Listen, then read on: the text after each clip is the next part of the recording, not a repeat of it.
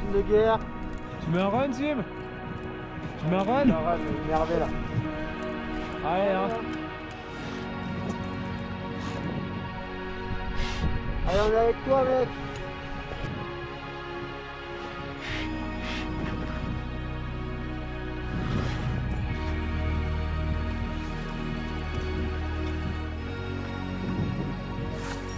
Ça va? Ça fait quand même vraiment froid, moi. Mais ça va. Une face nord dans les Alpes au mois de février, il n'y a ni lever ni coucher de soleil. C'est l'une des difficultés de l'alpinisme hivernal. Les températures se situent entre -10 et -25 degrés Celsius. C'est à peu de choses près ce que je retrouve dans mon congélo pour conserver mes cuisseaux de chevreuil et mes côtelettes de sanglier.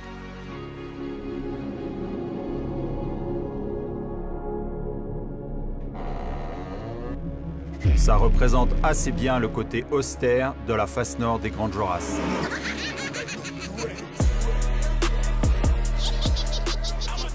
Eh les gars, détendez-vous! C'est beaucoup trop à l'américaine là. Eh ben voilà, parfait la musique. C'est ça qu'il vous faut.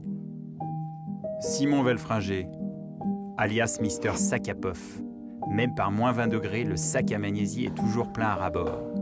Il a déjà grimpé du 9A, la cotation dont tous les grimpeurs rêvent. Un bon joker pour la suite du programme. Charles Duboulot, un habitué des lieux. À croire qu'il préfère bivouaquer au Grand Jo que dormir dans son lit. Il fait déjà partie de la légende des lieux et les médias n'ont rien surfait, car il connaît la musique.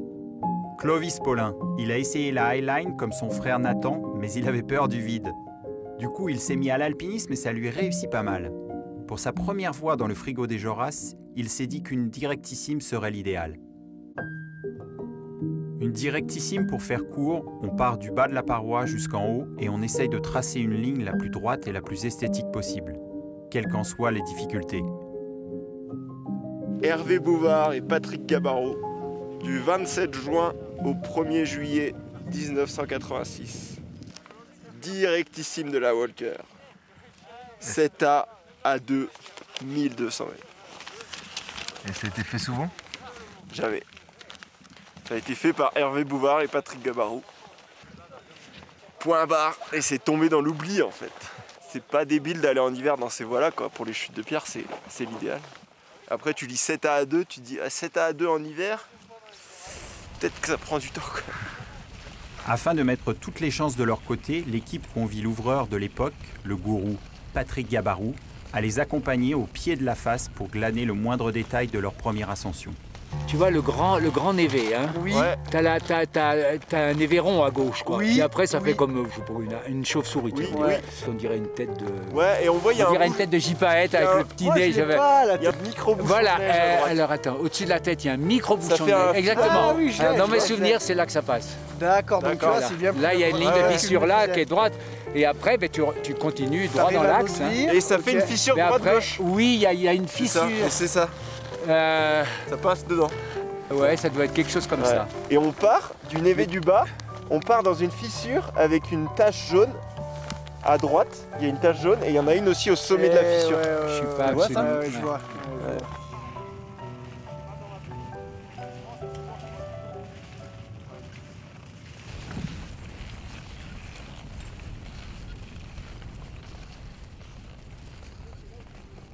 Ah, tu te rappelles comment on a pensé à cette voie? Ben, si tu veux, tu te souviens que moi j'avais tenté d'ouvrir la Rolling Stones et puis au bout de 2 jours on avait été obligé de descendre à cause du mauvais temps. Mais j'avais déjà vu le bouclier et c'est là que je t'en ai parlé quand on a ouvert la voie dans les petites Jorasses, comme c'était long et au bivouac le matin on voyait très très bien ce bouclier au soleil.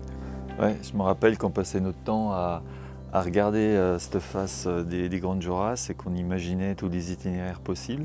Non, puis le bouclier central là il était évident, mais c'était vraiment le truc, on ne savait pas quoi dire. Tu te rappelles un peu tous les passages? Alors il y avait quoi au départ? On avait le socle. Ouais, il y avait des très belles dalles. Et après, là, dans la partie supérieure, entre le Dièdre, Rébuffa et Cassine, Là, c'était aussi une sorte de ligne de fissure dièdre verticale, vraiment pas évidente. Hein. Ouais, là, c'était du rocher dur. Ouais. C'était vraiment dur.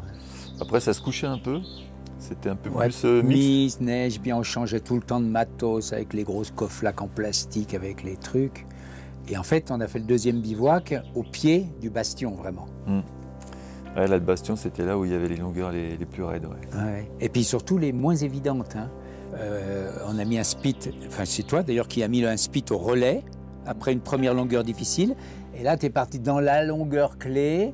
Et là, tu n'avais rien en fait. Tu t'es posé, je ne sais pas comment, tu as commencé à mettre ton spit à la main donc, hein, pendant 10 minutes. Et à un moment donné, tu as déclaré forfait, tu as dit allez, je le plante, la moitié. Et puis, de toute façon, il faut que je passe.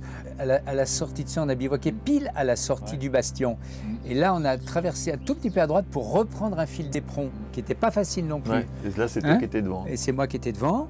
Donc après, il y avait les fameuses cheminées terminales là, qui étaient terrorisantes. Je me rappelle d'une gorge avec du rocher pourri. Et c'était hyper dangereux. Moi, j'avais la trouille parce que dans cette gorge, voilà, et quand il y en avait un devant, bah, le risque c'est complètement. C'est qu'il envoie des trucs sur celui d'en bas. Ouais. Mais par contre, tu te rappelles que c'était vraiment les jours presque les plus longs de l'année. Hein, et donc, finalement, on était beaucoup mieux dans une face sud, parce que ce n'est pas une face nord, c'est un éperon nord. Et on faisait le dîner et le petit déjeuner, mais carrément au soleil. Et c'est sûr que l'hiver... Ah ben l'hiver, si tu n'as pas un rayon de soleil, là... C'est pas la même.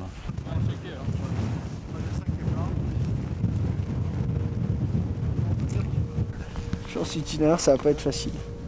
Dans les dalles, t'es un peu dans des océans de trucs où... Quand t'as du recul, que t'es loin, ça va, mais quand t'as le nez dedans, t'arrives jamais à dire vraiment où t'es. Clo-clo. Merci.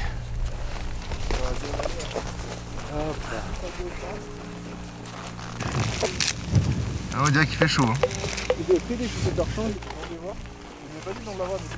Et le fait d'être à 3 ce coup-ci, c'est... Non mais c'est génial, hein. C'est trop bien. Surtout avec des copains et des mecs qui sont forts. Mais sur qui tu peux vraiment compter, ça change tout. Ça reste quand même un endroit où... Enfin, c'est là que... C'est un peu notre terrain de foot, quoi. C'est un peu le terrain de foot de l'alpinisme, un peu de haut niveau, tu vois, pour s'exprimer. L'hiver, il y a une composante en plus, hein, qui est celle du froid, qui est celle des créneaux de jour beaucoup plus courts, qui est celle de la neige sur les faces. Ça rajoute de la difficulté, donc une fois de plus, c'est un bon terrain d'entraînement. Non mais je veux dire, c'est un beau terrain d'expression, voilà. J'ai jamais fait encore le transfert chaussures de ski chaussons. On début à tout. Hein. Grande première pour moi.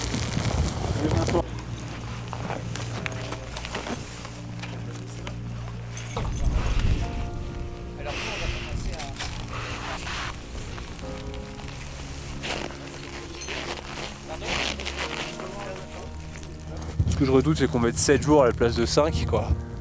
Ça serait pas cool. Vas-y, on vote bien. Et du coup, je veux bien une micro.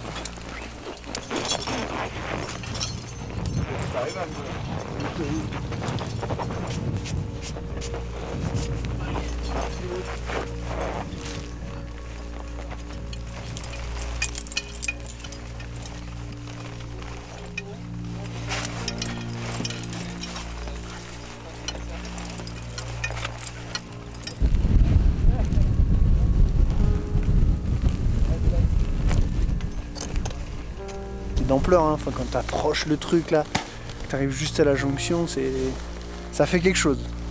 Même en termes de logistique, tu vois le matos qu'on a, le nombre de couches, on est emmitouflé. Donc oui, c'est sûr qu'on a beaucoup plus de matos, enfin, tout est plus lent, plus laborieux. Ouais. Ce que tu viens chercher, quoi. Bah un petit peu, ouais.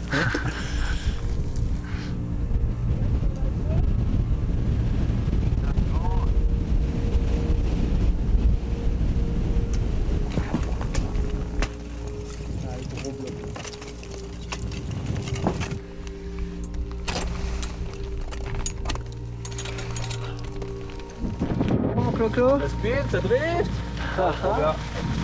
On est au départ. 30 mètres, plus de 1170. La vie est une succession de coïncidences. Après avoir été percuté par un bloc de glace en grimpant une semaine avant le début du projet, Clovis réalise des examens de son épaule. Et qui va se trouver face à lui pour un diagnostic? Ce n'est autre qu'Hervé Bouvard, radiologue de profession, mais aussi le compagnon de cordée de Patrick Gabarrou lors de l'ouverture de 86. Vas-y, allonge-toi. Bon, écoute, il y a une petite fracture de la clavicule, pas méchante, mais quand même, ça va te faire mal. Hein. Mais je sais pas, t'as prévu des trucs la semaine prochaine? Ah ouais, soit je retourne au fer à cheval, faire la massue et la sorcière blanche, ou sinon bah, on va au Joras avec Charles et Simon répéter ta voix. Ah, et les Joras, surtout s'il y a le créneau et les collègues, c'est sûr que ça serait quand même mieux. Hein. D'une part, la voix, elle attend quand même depuis un moment, et puis surtout, toi, tu seras quand même moins pendu dans les dévers qu'en cascade.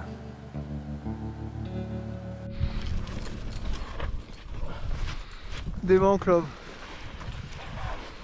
Dans le premier raid bouclier. Avec le sim. Voilà. C'est pas de tout repos. Passage de relais. Allez qui est repassé devant. Le Clos qui n'arrive plus à bouger son épaule. Mais qui a fait du bon boulot quand même. Ça fait plaisir. Ouais.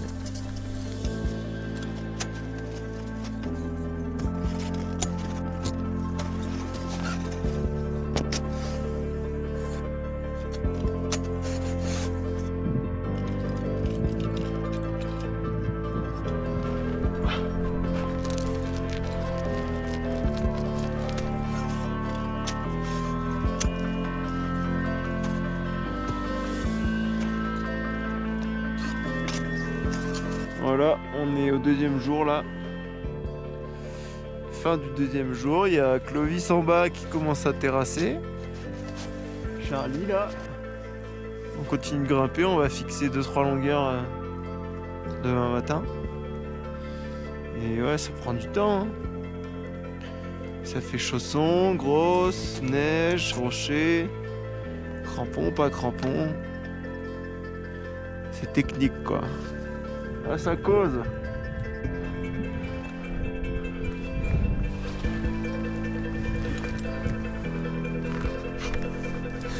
Ça part pour une petite nuit confortable? Oh, tellement elle va être bonne cette nuit. Et le soleil se couche. Yeah!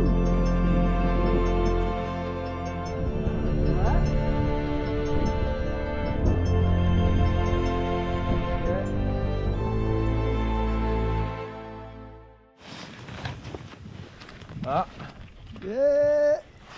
Bivouac 4 étoiles. J'ai des nœuds dans mes lacets, je comprends rien.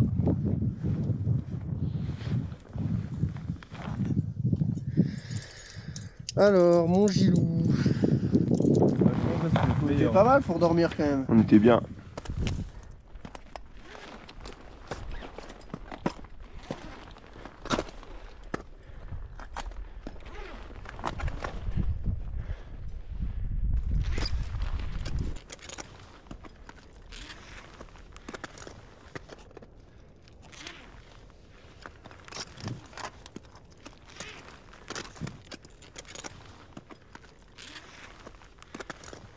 Ça c'est la preuve. Hervé, c'est ton papier, ça c'est à qui ce papier là? On n'a pas vu le spit mais on trouve des papiers. C'est quoi le problème, Sim là? Hervé, putain! C'est dans les murs là, dans les toits, dans le dévers, c'est où Hervé? Hervé! Hervé! Hervé! T'as mis où le spit, Hervé? Il est où? Hein? On est passé, vraiment, ça surplombait bien, c'est là que ça surplombe le plus, je me rends pas bien compte. Ouais, c'est là que c'est raide, ouais. En gros, là. Parce qu'au début, on était un petit peu, ça fait comme une espèce de surplomb, hein. Ouais. Et après, on a chopé, au bout d'une longueur, on a chopé une fissure qui partait vers la gauche. On a suivi une demi-longueur et après, on s'est barré à droite. Tu vois la grande fissure qui est là-haut, peut-être? Ah ouais, à gauche, là. Plus à gauche. Ouais. Là-haut, sous le triangle blanc. Ouais, c'est plus la même chose, ouais. Ok. C'est qui, c'est Simon qui est là-bas? Ouais. Ça doit être vers Simon, tu penses? À gauche, hein. Ah, tu dirais plus à gauche qu'il faudrait qu'on aille, ok. On se pose plein de questions, on sait pas où aller. Là, on est au pied du mur, là, il y a Simon là-bas au bout. Et là, on est au pied du mur. On pense savoir où passer dans le désert, mais on sait pas comment rejoindre le désert. On sait pas où y aller, on a posé les questions à Gabarou et à Hervé. À Patrick et Hervé, ils n'arrivent pas... Enfin, ils nous aident au mieux avec des souvenirs d'il y a 30 ans, quoi, en plein été. Donc ça change quand même la donne. Et là, on sait pas quoi faire. Se lancer là-dedans, sans être sûr que ça passe, il y a 30 ans, et ben... avec un jeu de friend. Le chapeau bas. Ouais.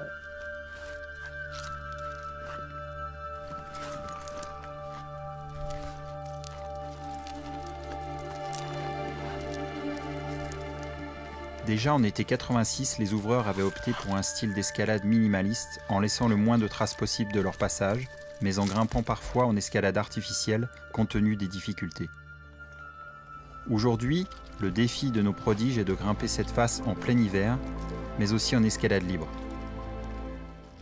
Avec brio, ils sont capables de passer de l'escalade mixte avec piolet et crampons à l'escalade rocheuse en chaussons, en fonction du type de conditions, et sans jamais céder des points de protection.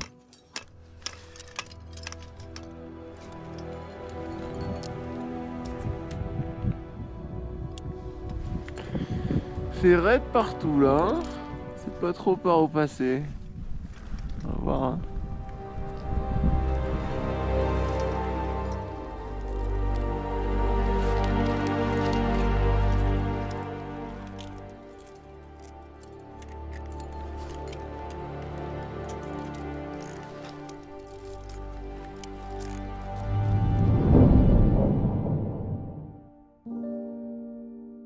Attends.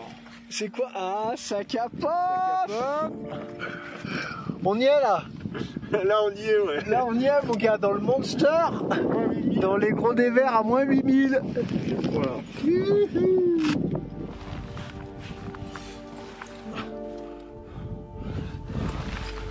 Aran est énervé là. Allez, hein! Là.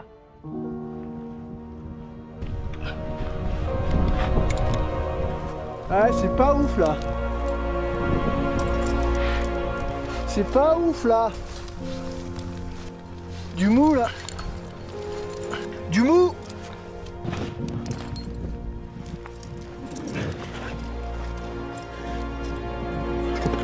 C'est bon, libre. On a fixé le red wall. Et ça, c'est cool.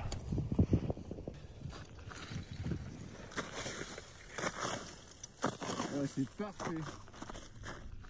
Début du 1, 2, 3, 4e jour dans la directissime de la Walker. Ça y est, on a retrouvé le spit. En remontant au Jumin. Nous, on est passé 2 mètres à droite. Mais vraiment 2 mètres. Ah ouais, bah ouais, je suis passé sur cette rampe là. Et je l'ai pas vu quoi. J'aurais pu regarder un peu mieux. Mais à vrai dire, je suis très content d'avoir fait...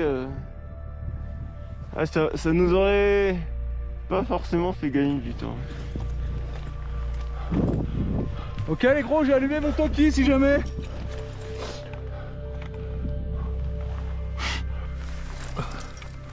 Tu tiens toi? Non, pas trop. J'essaie de pas vous envoyer de pierre là.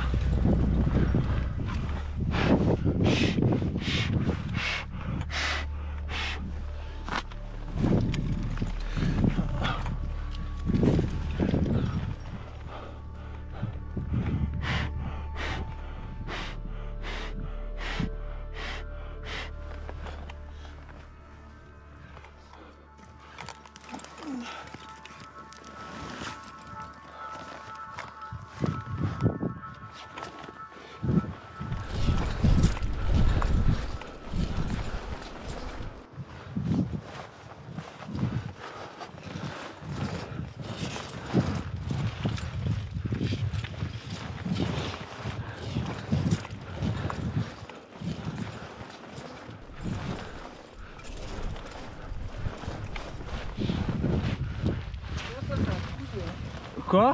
Là, ça a avancé. Bah là, ouais, mais ça allait bien, hein, merci.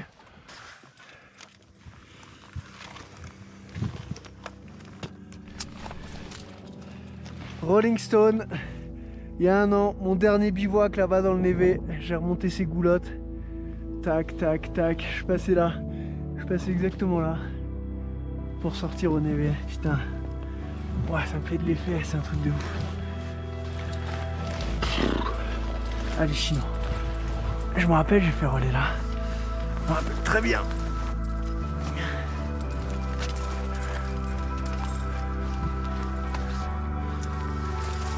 Je me rappelle même très très bien. Ouais, c'est fort, hein.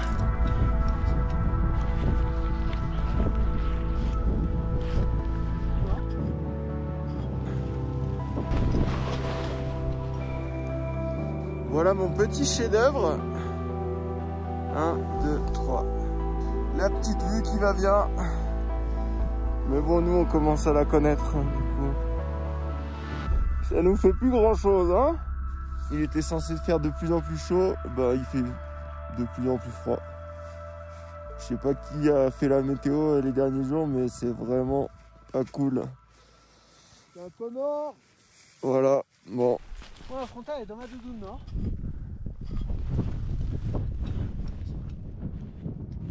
C'est trop beau là.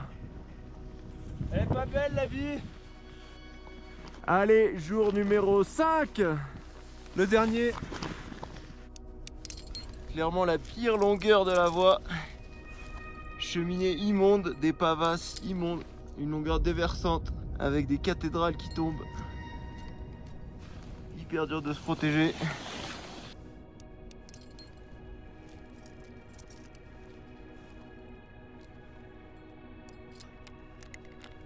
Pour moi, l'alpinisme fait partie des gestes inspirés par d'autres.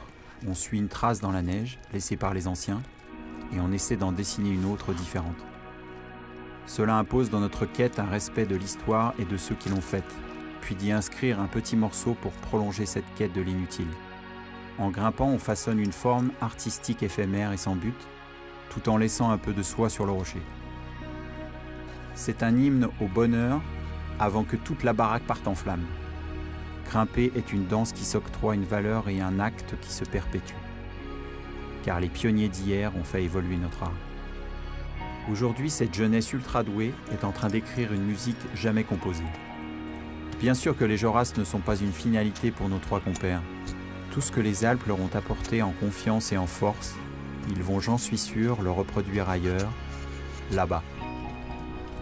Malgré ses envies parfois solitaires, à l'image d'un Marc-André Leclerc, Charles démontre ici, avec Simon et Clovis, que l'important est de forger aussi des amitiés profondes. Elles sont et seront le ciment et l'énergie des plus grandes réussites.